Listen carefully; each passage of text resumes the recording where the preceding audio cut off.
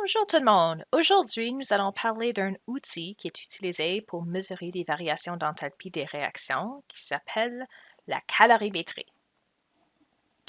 Alors, nos buts pour aujourd'hui seront encore une fois de calculer la variation d'enthalpie d'une réaction, mais cette fois-ci en te servant de données de calorimétrie. Alors, avant de rentrer directement dans la calorimétrie, un peu d'informations de base. Alors, la capacité thermique massique. Donc, l'idée, chaque substance absorbe différemment de l'énergie. Donc, on connaît que différentes substances, dépendant même de couleur et autres facteurs, vont absorber plus ou moins d'énergie, donc vont se chauffer plus rapidement ou moins rapidement. La capacité thermique massique, autrement connue comme la chaleur massique, ça, c'est la quantité d'énergie qu'un gramme de substance doit absorber pour élever sa température par 1 degré Celsius et on utilise le symbole C pour représenter ça. Alors, vous avez aussi un tableau pour ceci. Vous avez différentes substances et leur capacité thermique massique. Encore, ceci est une valeur standard ATAPN. Les unités cette fois-ci sont des joules par gramme degré Celsius. Donc, l'idée, si tu as de l'aluminium, il te faut 0,897 joules pour élever 1 gramme d'aluminium, la température par 1 degré Celsius. Alors, on peut voir la variété dans les choses, les métaux assez relativement basses parce qu'ils sont des bons conducteurs de chaleur. Autre chose peut-être un peu plus haute comme l'ammoniac liquide, 4,7. En tout cas, ce tableau ici va nous donner des valeurs de C et avec ça, nous allons être capables de faire autre calcul. Donc, la chaleur peut être représentée par le symbole Q. Ça, c'est l'énergie transférée entre substances lors d'un changement physique ou d'une réaction chimique. Nous allons plutôt voir le cas de réaction chimique, mais encore, ça pourrait être un changement physique. Donc, combien d'énergie est absorbée par de l'eau afin de faire évaporer une certaine quantité. Donc, cette valeur-là, la chaleur, l'énergie, est affectée par la masse. Donc, nous avons déjà vu qu'il y a un lien entre la quantité de substance et aussi l'énergie qui est absorbée ou relâchée. Le type, donc on vient de parler de capacité thermique massique, c'est de ça que je parle ici, ainsi que la variation de température. Donc, par combien de degrés Celsius est-ce qu'on change la température de la substance? Donc, nous pouvons mettre toutes ces variables-là ensemble dans une équation qui va nous permettre de calculer la chaleur. Donc, encore une autre valeur d'énergie.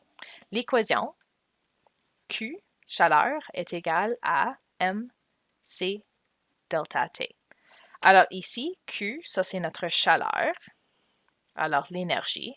Et faites juste attention parce que nous travaillons la majorité du temps avec des kilojoules, mais pour cette équation ici, c'est en joules. Petit m, c'est la masse. Alors, masse de la substance, et ça sera mesuré en grammes. C, on vient de parler, ça c'est notre chaleur massique ou capacité thermique massique, peu importe, même chose. Je vais mettre chaleur massique parce que c'est un peu plus court. Et ça vient du tableau que je viens de vous montrer qui est mesuré en joules par gramme degré Celsius.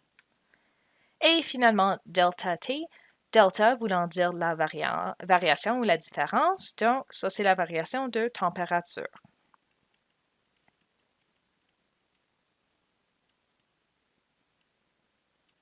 Alors, autrement dit, ça c'est la température finale moins la température initiale. À noter que celui-ci doit être en degrés Celsius, encore plutôt à cause de notre valeur de chaleur massique. Bon, alors cette équation-là peut nous permettre de calculer la chaleur, ce transfert d'énergie-là. Alors, je vais faire un exemple de ça. Alors, on chauffe un échantillon de 1,25 kg d'eau dans une bouilloire et sa température passe de 16,4 degrés Celsius à 90,9 degrés Celsius.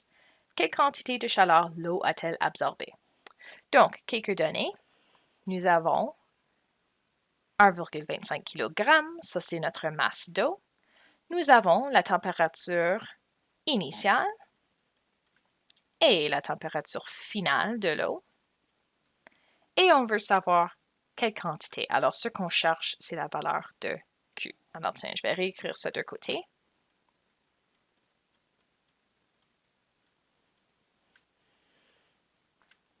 Alors, la masse, faites juste attention parce que je vous ai dit que la masse doit être en grammes.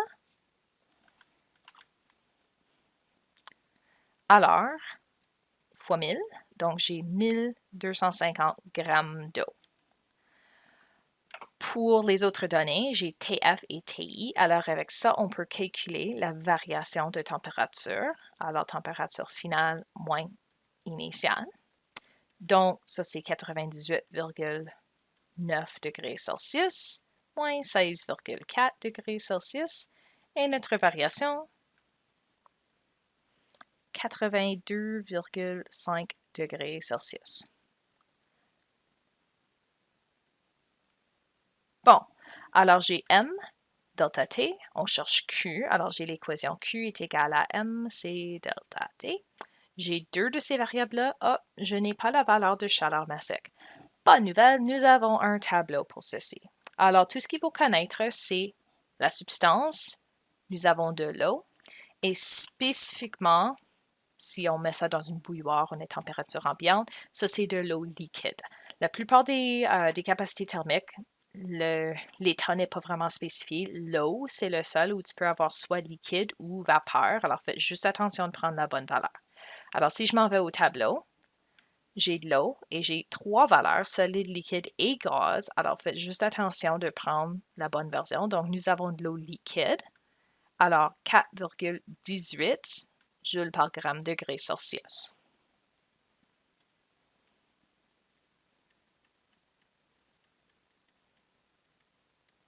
Bon, maintenant, nous avons toutes nos trois variables. Nous pouvons calculer Q. Donc, masse, 1250 grammes, fois chaleur massique. Ça vient du tableau. Et la variation de température. Et voilà, tu peux aller faire ta multiplication et on a 4,32 fois 10 à la 5 joules. Alors, encore, n'oubliez pas que Q est en joules et non en kilojoules. Ça, c'est un gros chiffre. Si tu veux, tu peux exprimer ça en kilojoules à la place.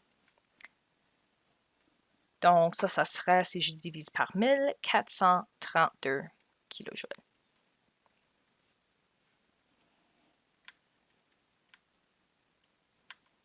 Alors, l'eau a absorbé 432 kilojoules d'énergie.